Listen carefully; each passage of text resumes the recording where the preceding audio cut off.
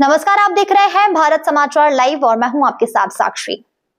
तेजस्विनी संस्कृति धाम वासुरना द्वारा संचालित एवं आदिम जाति विकास विभाग गांधीनगर से मान्यता प्राप्त शिवाशय तेजस्विनी छात्रावास में शिक्षा, संस्कार और सहयोग का प्रेरणादायी संगम देखने को मिला। इस अवसर पर अनाविल सैयर सखा चैरिटेबल ट्रस्ट सूरत के संस्थापक विभूतिबेन देसाई तथा उसकी सहयोगी टीम ने ब्रह्मवादिनी पूज्य हेतल दीदी के सानिध्य में संचालित छात्रावास में रह रही 50 आदिवासी बालिकाओं को जीवन उपयोगी सामग्री भेंट की। इसमें ट्रक, स्कूल बैग, छाते, कटलरी, इंडोर गेम्स, वस्त्र सहित दैनिक उपयोग की अनेक सामग्री शामिल है। नमस्कार, आज अमे एटले के अनाविल सैयर सखा चैरिटेबल ट्रस्टना अमे बधा सभ्यो वासुरना खाते आवेल तेजस्विनी संस्कृति धाम अपना हेतल दीदीनो आश्रम ત્યાં અમે આવ્યા। સાથે સાથે અમે શિવારીમાલ યશોદા દીદીના આશ્રમમાં પણ અમે ગયા હતા। ત્યાંથી અમે અહીં આવ્યા। આ આશ્રમની હું વિશિષ્ટતા તમને કહીશ તો સુંદર પ્રાકૃતિક સૌંદર્ય આપણને અહીં માણવાનું મળે છે।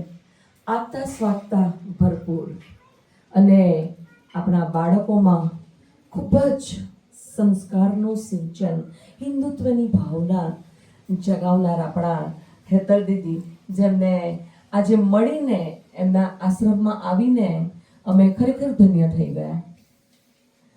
આ આશ્રમની વિશિષ્ટતા બીજી એ છે કે દીદી જાતે અહીં ધ્યાન એટલે કે મેડિટેશન ને બધું કરાવે છે અને એ પણ એટલું સુંદર રીતે કરાવે છે કે આપણે ખરેખર ધ્યાનમગ્ન થઈ જઈએ છીએ।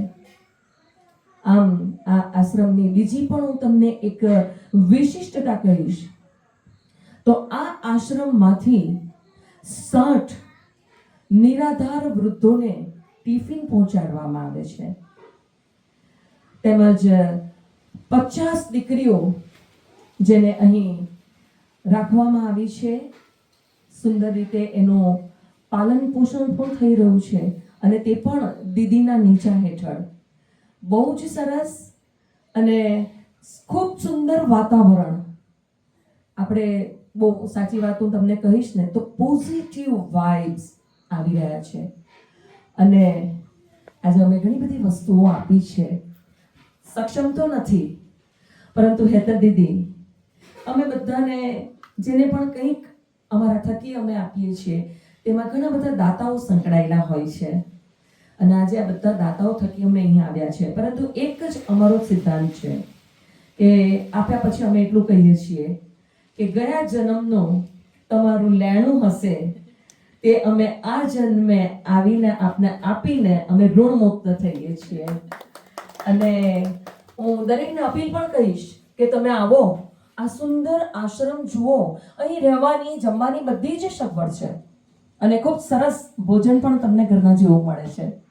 તો બહુ સરસ, આજે અમે તો ધન્ય થઈ ગયા છે અને હું બધાને કહીશ। અને હા, એક વાત હું એ પણ કહીશ કે આજે મારે કેવું નહીં જોઈએ, પરંતુ હું કહું છું કે અહીં આવ્યા પછી એમની બધી રીત ભાત, દીકરીઓના સંસ્કાર, ડિસિપ્લિન એ બધું જોઈને અમે એટલા બધા ઇમ્પ્રેસ થઈ ગયા કે નક્કી પણ નહીં કરેલો હતો એવો ફિગર 51,000 એ અમે આશ્રમને દાન પેટે આપ્યા છે।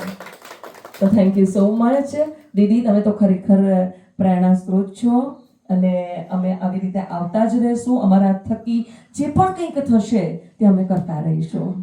Okay, thank you so much. અને હા, એમની ટીમ, એમનો સ્ટાફ, તેમની તો હું વાત જ શું કરું, એકદમ મસ્ત, જે આપણને ખરેખર એ લોકોની જે આગતા સ્વાગતા અને આપણી પાછળનો આપેલો સમય ક્યારેય ભૂલાય નહીં। Thank you so much.